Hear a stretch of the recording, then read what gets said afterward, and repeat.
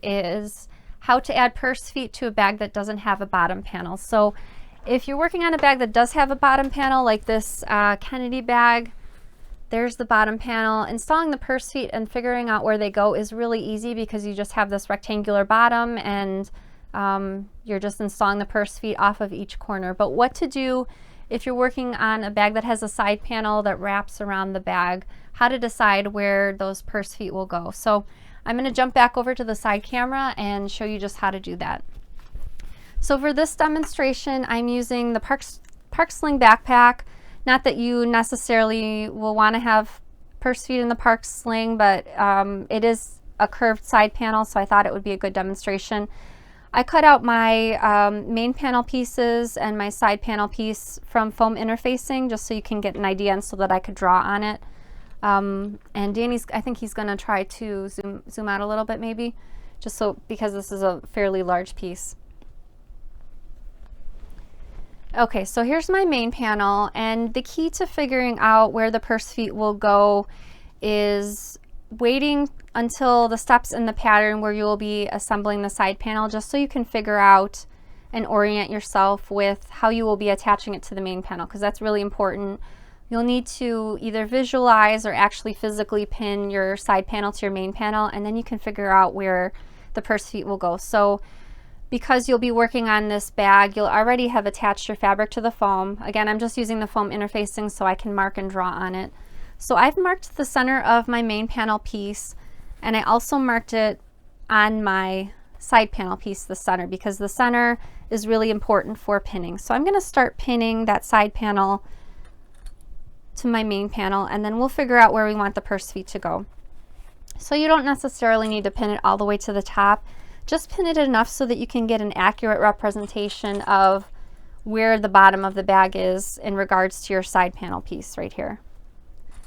Okay, so I'm just going to pin about 1/3 of the way up the main panel.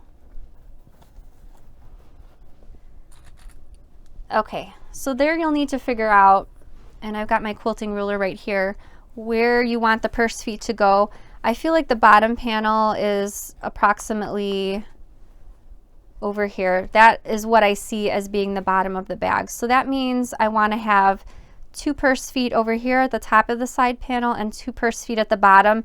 And I generally like to measure and mark the purse feet 1.5 inches away from the edge of the fabric, just to give myself clearance from the seam allowance. So because I have this center line right here, I can duplicate the same markings on both halves of the side panel. So I'm going to go with, let's see, I'm going to go with perhaps 4 inches out from the center of the bag. I feel like that's a good spot for those purse feet.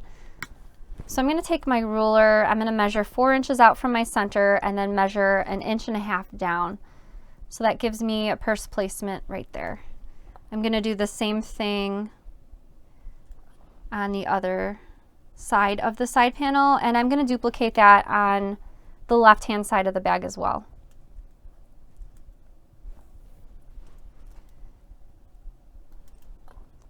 Okay, so after marking the purse feet, you can go ahead and install them. In case you need a little bit of help, I have a video on my YouTube channel, how to install purse feet. It's super quick and easy, but once you've got them marked, you're basically just putting a slit through your fabric and inserting the prongs of the purse feet through the right side of your fabric, and that is a really quick and easy explanation how to add purse feet to a bag without a bottom panel, with just a side panel.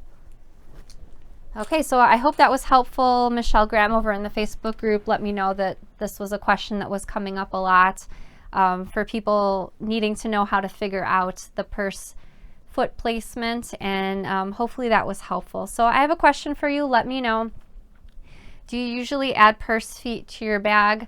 Perhaps if it's in the pattern, maybe you'll just insert the purse feet anyway. If it's not in the pattern, do you usually try to insert the purse feet on your own just because you like to have them? I like purse feet because, number one, they keep the bag off the floor in case it's a dirty floor, a dusty floor, who knows what's going on with floors. And I also feel like purse feet are really inexpensive. They're really quick and easy to install, and I feel like it elevates the bag. All the elements that you put into it, like the hardware, the purse feet, coordinating fabrics, everything elevates the bag to looking more like a store-bought bag instead of, and when I say handmade bag, I just mean, I don't know, when you take your finished bag out, you want someone to stop you and say, where did you buy that bag? I love your bag. Where can I get one just like it? And I want everyone to be able to say really proudly, oh, I made this bag myself. So that's kind of what I'm talking about with elevating the bags.